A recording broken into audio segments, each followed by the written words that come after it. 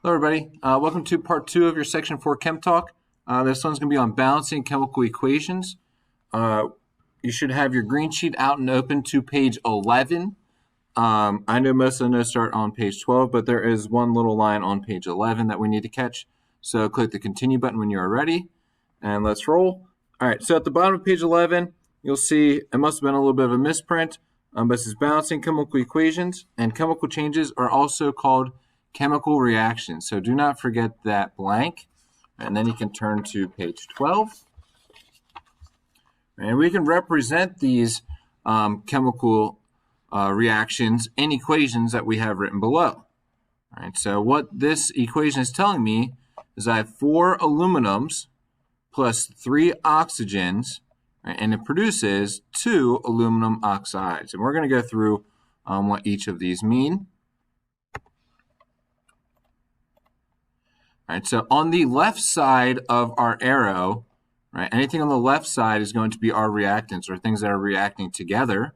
Right, these are what's happening before the chemical reaction. Right, this arrow means to produce or to yield. Yield in chemistry is different from yield when you are driving. Right, when you're driving, the term yield means to wait for other cars to go by first. But here, when we say yield, we mean to produce or to make something. And then on the right side of our arrow are our products. Okay, these are things that are being produced or things that are left over when the reaction is done. All right, so the reason we have to balance chemical equations is because of the law of conservation of matter. And this law states that in a chemical reaction, matter is neither created nor destroyed. All that's happening is the molecules are rearranging, and we should have equal amounts of mass or equal amounts of molecules on both sides of the equation, right? So if we're looking at this, we have these two jars right here, each with a clear liquid solution, right, with a mass of 43.43 grams. When we combine the two, right, a chemical reaction occurs because we saw a change in color, right? We still have both the containers in the same amount of liquid, even though it's different material, but it has the same exact mass. And it's the same reason why if you eat a cheeseburger that weighs 2 pounds, you're going to gain 2 pounds, right? You could then burn off that weight later, but it's not being added or destroyed, right? The same amount before and after. And because of this law of conservation of mass, right, the number and type of atoms on our reactant side needs to be equal to the number and type of atoms on the product side. So if we have a carbon and an oxygen on our reactant side, right, we should have 1 carbon and 2 oxygens on our product side.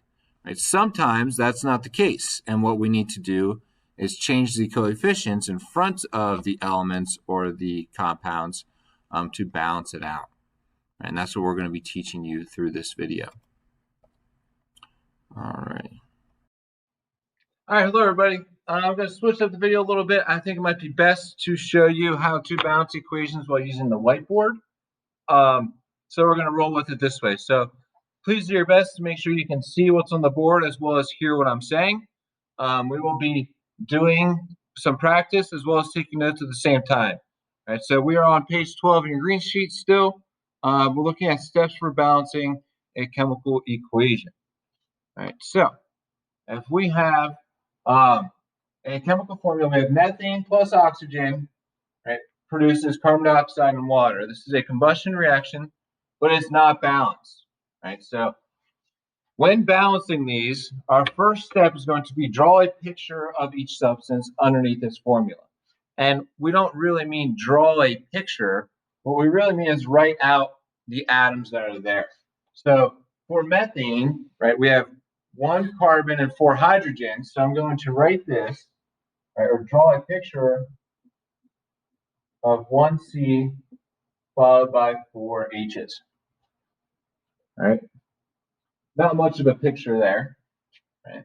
For oxygen, I have O2, so there's 2 O's. Carbon dioxide, I have 1C and 2 O's.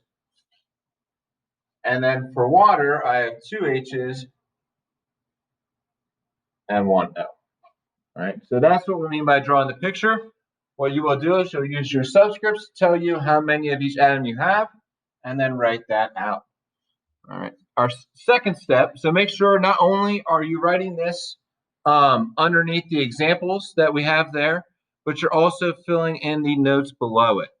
Okay, so you're going to draw a picture. Picture is your blank for number one, but also don't forget to write this stuff up above in the middle of the page. Our second step is to put a box around all of our pictures. And the reason we want to do this is just for organizational purposes. There can be a time where you have to write out 12 double O's, and that can get quite messy.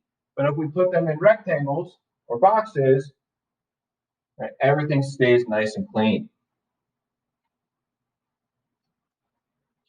That's an easy step, so make sure you do that and fill in your notes for number two. Number three, we're going to count the total numbers of each element on either side.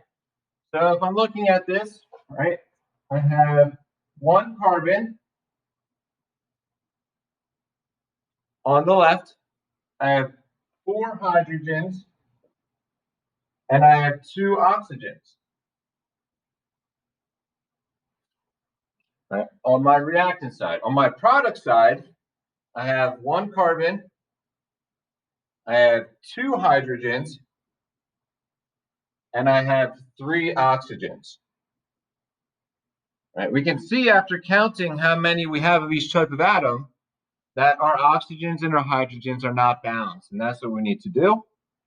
So step 4 is we can add new boxes, right, to get us to be equal amounts on both sides. Now, you cannot add partial boxes, so I can't just decide to add an O down here. We need to add the full boxes, and that's why we keep them together like this. All right, so let's take a look. If I have 2 hydrogens here on the product side and 4 on the reactant side, if I add another water or HHO box, right, now I have equal amounts of hydrogens on both sides. Right, 4 hydrogens on my reactant side, 4 hydrogens on my product side. So now we can balance out our other elements, right? I'm going to change this to a 4. But when I did that and I corrected my hydrogens, it changed my oxygens from 3 to 4. All right. And a quick way to fix that is to add another double oxygen. Get our oxygens to 4 on this side. And now we are balanced, right? We have equal amounts on both sides. Our next step is going to tell you how we can represent this, right, in our chemical formula. All right, so what we will do now is write the number of boxes of each substance as the coefficient in the equation. When we say coefficient, remember we're talking about the large numbers that will go out in front of each atom or compound. These small numbers are what we call subscripts, and they do not show us how many molecules we have of each one. So I only have 1 methane box drawn, so I can put a 1 there. I have 2 oxygens boxes, so I can put a 2, 1 box, and then 2 boxes. All righty. You do not need to have the 1s written. If you do, you will not be marked wrong. But just having this written here shows that we have 1 of those anyway. All right. All right. Oh. Okay, so if we're taking a look here at what this would look like, right? We have CH4, SO2. These are real pictures, not our fake pictures, but just the letters in it. But we have 1 carbon with 4 hydrogens, right? An O2 molecule, right? We have 2 of them.